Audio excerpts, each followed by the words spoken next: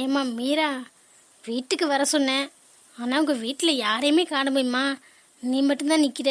ஏன் உங்கள் வீட்டில் யாருக்குமே பிடிக்கலையா? உங்களுக்கு பிடிக்கலனா எங்களை எதுக்குமா வர சொன்னேன்?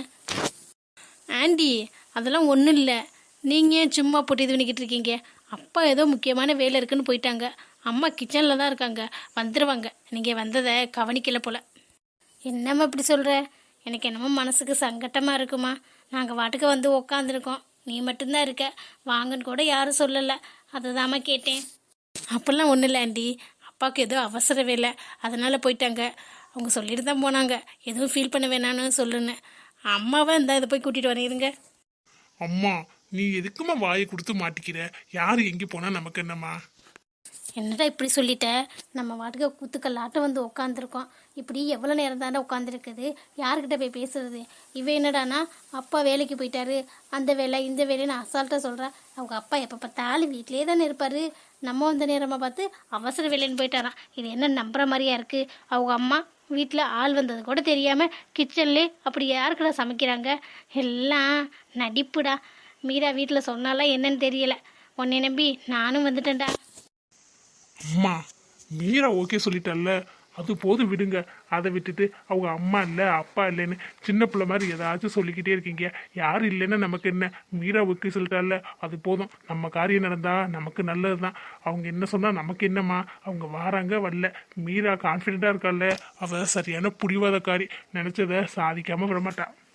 இல்லைடா, இருந்தாலும் அவங்க வீட்டில் வேணான்னு சொல்லிட்டாங்கன்னா இவன் ஒத்துக்க மாட்டாடா. அவளை பற்றி நல்லா தெரியும்லடா உனக்கு. பிடிவாதக்காரி தான், இருந்தாலும் வீட்டில் பண்ணி வைக்கணும்னு நினைப்பாள்ல. இப்பெல்லாம் அப்படி இல்லைம்மா, நல்லா நான் மாற்றி வச்சிருக்கேன். அதுவும் அந்த அசோக் இருக்கல்ல, அவனுக்கு கல்யாணம் பண்ணி வைக்க பார்க்குறாங்களா, அதனால செம்ம காண்டில் இருக்கா. நம்ம என்ன சொன்னாலும் அப்படியே செய்வா.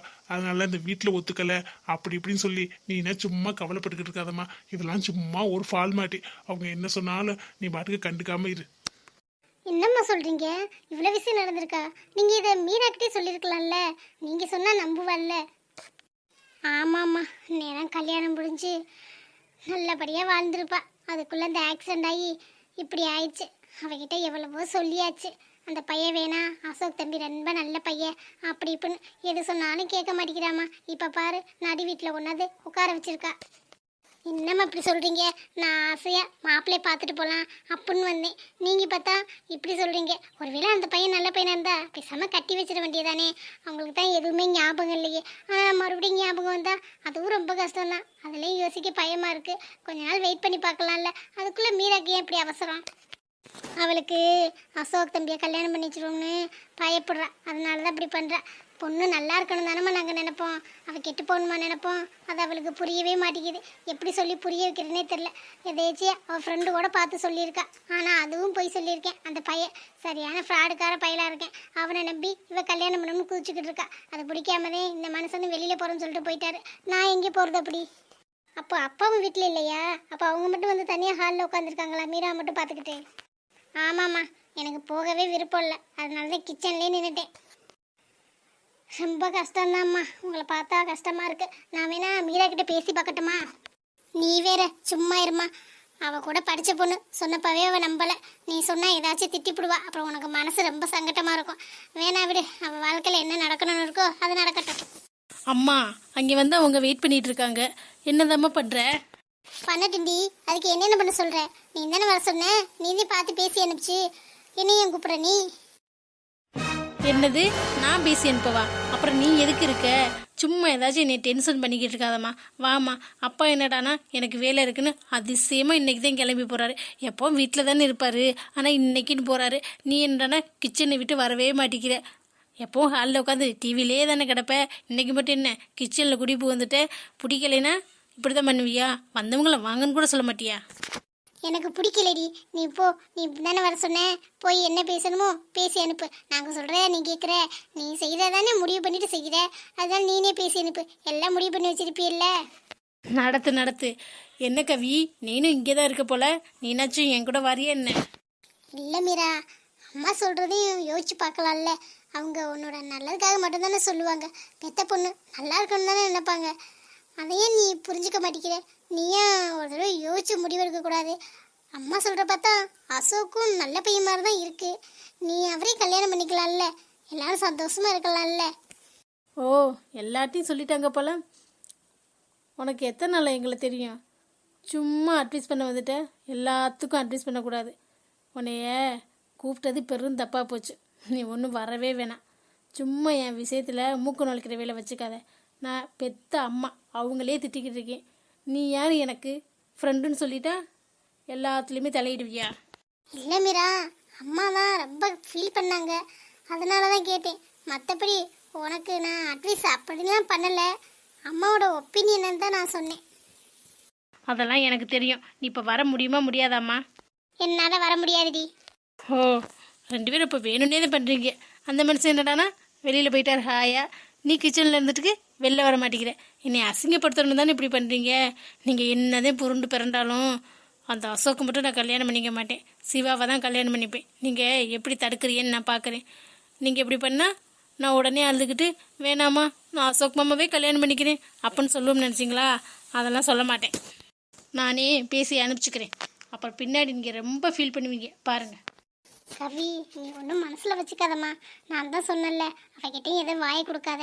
அவள் ஏதாச்சும் சிறு சிறுன்னு பேசிடுவா. முன்னெல்லாம் இந்த மாதிரி இல்லைம்மா. ஆனால் இப்போ டோட்டலாக மாறிட்டா. எல்லாம் அந்த பையனை இப்படி மாற்றி வச்சுருக்கேன். என் பொண்ணா இது, என் பொண்ணா இப்படி பேசுகிறா அப்படின்னு எனக்கே சந்தேகமாக வருது. உன் மனசு ரொம்ப நோவடிச்சிட்டா. மன்னிச்சிருமா. அதுக்காக நீ வீட்டுக்கெல்லாம் வராமல் இருக்காத. அதெல்லாம் ஒன்றும் இல்லைம்மா. இதுக்கு மேலே எவ்வளவோ பார்த்துட்டேன். இதெல்லாம் சர்வசாதாரணம். ஆனால் உங்கள் மனசு கஷ்டப்படுதே. மீராவை நினச்சாலும் பாவமாக இருக்குது. அவளுக்கு எல்லாமே ஞாபகம் வந்துட்டு, கல்யாணத்துக்கு முன்னாடி ஞாபகம் வந்துட்டா பரவாயில்ல, கல்யாணத்துக்கு அப்புறம் ஞாபகம் வந்தா அவன் நிலைமை என்னன்னு சொல்ல எனக்கு தெரியல. அதேதாம்மா நானும் யோசிக்கிறேன். என்ன பண்ண போகிறோம்னே தெரியல. அப்புறம் என்கிட்ட வந்து நீ ஒரு வார்த்தை சொல்லியிருக்க கூடாதாம்மா அப்படின்னு கேட்டா நான் என்னத்தை பண்ணுவேன்? நானும் தலையெல்லாம் நின்று பார்த்துட்டேன். ஒன்றும் நடக்கிற மாதிரி தெரியல. என்னமோ பண்ணிட்டு போட்டோம். கடவுள் என்ன நினச்சிருக்காரோ யாருக்கு தெரியும். நம்ம நினச்சா எதுவும் நடக்காது. எது நடக்கணும்னு இருக்கோ அது நடந்தே தீரும். சரி நீ போம்மா. இங்கே இருந்தேன்னா அவதான் சொல்லிகிட்டே இருப்பா. நாளைக்கு வா. சரிங்கம்மா. நான் மாப்பிள்ளையை பார்க்கலான்னு ஆசையாக வந்தேன். இங்கே வந்து பார்த்தா இப்படி ஆயிடுச்சு. இனிமேல் நான் பார்த்து என்ன பண்ண போகிறேன்? நான் வீட்டுக்கே போகிறேன். அந்த ஃப்ராடு பையில வேணா பார்த்துட்டு போமா மூஞ்சி எப்படி இருக்குன்னு. இல்லைம்மா, ஏற்கனவே ஒரு ஃப்ராடை நம்பி ஏமாந்துட்டேன். மறுபடியும் ஃப்ராடை நான் பார்க்குறதா இல்லை. வேணாம், உங்களுக்கே பிடிக்கல. நான் பார்த்து என்ன பண்ண போகிறேன்? விடுங்க, நான் கிளம்புறேன். என்ன மீரா, நீ மட்டும் தான் வந்திருக்க? அம்மா எங்க கூட்டிட்டு வரலையா? இல்லை சிவா, அம்மாவுக்கு தலை வலிக்குதுன்னு படுத்துட்டாங்க போல் மாத்திரையை போட்டுக்கிட்டு. நானும் போய் எழுப்பி பார்த்தேன். அவங்க எந்திரிக்கலை. எனக்கு ரொம்ப கஷ்டமாக இருக்குது. உங்களை வர சொல்லிட்டு அம்மாவுக்கு இப்போ உடம்பு சரியில்லை. அப்பாவும் வெளியில் போயிட்டாங்களா? எனக்கு சங்கட்டமாக இருக்குது. என்னைய தப்பாக நினச்சிக்காதீங்க ஆண்டி. Sorry aunty. சரி பரவாயில்ல விடுமா. அவங்களுக்கு உடம்பு சரியில்லைன்னா நீ என்ன பண்ணுவ? இருந்தாலும் அவங்க இருந்திருக்கலாம், நல்லா இருந்திருக்கும். சத்த நேரம் வந்து தலையை காமிச்சிட்டு போகக்கூடாதா? சரி விடு. சரி மீரா, பரவாயில்ல. இதெல்லாம் நான் எதிர்பார்த்து வந்ததுதான். நீ தான் சொன்ன எங்கள் வீட்டில் நான் என்ன சொன்னாலும் கேட்பாங்க, சமாளிச்சுக்கலாம், ஒத்துக்க வச்சிடலாம் அப்படின்னு நீ சொன்னதை நம்பி தான் அம்மாவை கூட்டிகிட்டு வந்தேன். ஆனால் நீ இப்படி பண்ணிட்ட. இல்லை சிவா, எனக்கே இப்படி நடக்கும்னு தெரியல. ஆனால் என்ன இருந்தாலும் எங்கள் வீட்டில் என்ன சொன்னாலும் உங்களை தான் நான் கல்யாணம் பண்ணிப்பேன். நீங்கள் நடக்க வேண்டிய ஏற்பாடு வேணால் பாருங்கள். அதுக்குள்ளே எங்கள் வீட்டில் ஒத்துக்க வைக்கிறேன். இல்லையா நான் வீட்டை விட்டு வந்துடுறேன். என்னடா மீரா, நீ சொன்ன மாதிரியே சொல்கிறான். அவன் இந்த மாதிரிலாம் பண்ணுவான்னு நினைக்கவே இல்லைடா. எப்படிடா இப்படி அவன் மனசை மாற்றி வச்சிருக்க? நான் தான் சொன்னேன்லம்மா, மீரா நமக்காக என்ன வேணாலும் சொல்லுவா. அந்த மாதிரி அவன் மனசை மாற்றி வச்சிருக்கேன். நீ வாட்டுக்காக குசு குசுன்னு பேசி எதையும் காமிச்சு விட்றாத. கல்யாணம் முடியட்டும், அதுக்கப்புறம் பார்த்துக்கலாம். சரிம்மா மீரா, நீ சொல்லிட்டில்ல, அது போதும். நான் கூட கவலைப்பட்டுக்கிட்டு இருந்தேன். உங்கள் வீட்டில் வேணான்னு சொல்லிட்டாங்கன்னு என் பையனை வேணான்னு சொல்லிடுவியணும். இல்லைங்க ஆண்டி, அப்போல்லாம் ஒன்றும் இல்லை. எங்கள் வீட்டில் எங்கள் மாமா கல்யாணம் பண்ணி வைக்கலான்னு பார்க்குறாங்க. அது எனக்கு பிடிக்கல. அதனால தான் நம்ம வாழ்க்கையை நமக்கு பிடிச்ச மாதிரி தானே வாழணும். ஆமாம் மீரா, அதுவும் கரெக்டு தான். இன்னொரு தடவை வேணும் உங்கள் வீட்டில் பேசிப்பாரு.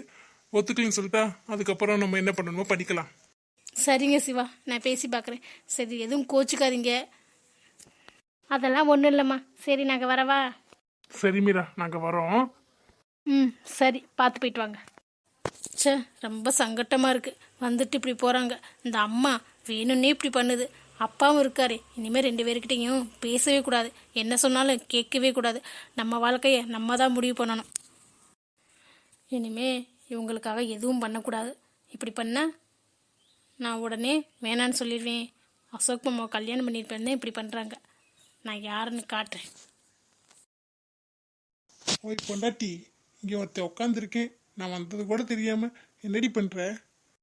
வாங்க கார்த்தி, ஒன்றும் இல்லை. நல்ல இருட்டில் நிலாவை பார்த்துக்கிட்டு அமைதியாக உட்காந்துருந்தா நல்லா இருக்கு. இடமே அமைதியாக இருக்கும்போது நம்மளும் அமைதியாக இயற்கையை ரசிச்சா எப்படி இருக்கு? நல்லா இருக்கிற கார்த்தி, இயற்கை அவ்வளோ அழகா இருக்கு. இயற்கை அழகா தான் இருக்கு, அதை விட என் பொண்டாட்டியும் செம்ம அழகா இருக்கா. நான் அவளை சைட் அடிக்கலான்னு வந்தா அவ என்னன்னா இயற்கையை சைட் அடிச்சுக்கிட்டு இருக்கா. அப்ப என்ன யாரடி சைட் அடிக்கிறது? ஆமா, இவங்களை வேற சைட் அடிக்கிறாங்களாக்கா. இந்த மூஞ்சியை பார்த்து பார்த்து போர் அடிச்சு போச்சு. பார்க்க பிடிக்காம தானே வெளியில வந்து இயற்கையை ரசிச்சுக்கிட்டு இருக்கேன். அப்புறம் மறுபடியும் உங்களே சைட் அடிக்க சொன்னா எப்படி கார்த்தி? உங்களுக்கே நியாயம் இல்லையா? உங்க மூஞ்சியை எத்தனை தடவை பார்த்துக்கிட்டே இருக்குது. ஒரு நாளைக்கு 3 தடவை பார்த்தாலே போர் அடிச்சிடும். இதில் எப்போ பார்த்தாலும் பார்த்துக்கிட்டே இருக்க முடியுமா? அது இன்னைக்கு நீங்க வேலைக்கு வேற போல. உங்க மூஞ்சியை எவ்வளவு நேரம் பார்க்கறது? வர வர கொழுப்பு தண்டி உனக்கு. என் மூஞ்சிய பார்த்து உனக்கு போர் அடிச்சு போச்சா? என்ன சாதனா? ஆமா, அதுக்கு என்னப்ப? அதான் இயற்கையை பார்க்க வந்துட்டேன். பாப்படி பாப்ப, பார்க்க மாட்டேன். எப்படி இருந்தாலும் என்கிட்ட தானே வரணும், அப்ப பாத்துக்கிறேன். வரமாட்டேனே, இன்னைக்கு நான் வரமாட்டேனே, இன்னைக்கும் வரமாட்டேன், நாளைக்கும் நான் ரொம்ப பிஸிப்பா. 2 நாள் தானே மேடம் பிஸியா இருப்பீங்க. நாளைக்கு விலகாப்பு, இன்னைக்கும் பிஸி, நாளைக்கும் பிஸி, அதுக்கப்புறம் ஃப்ரீயாக தானே இருப்பீங்க.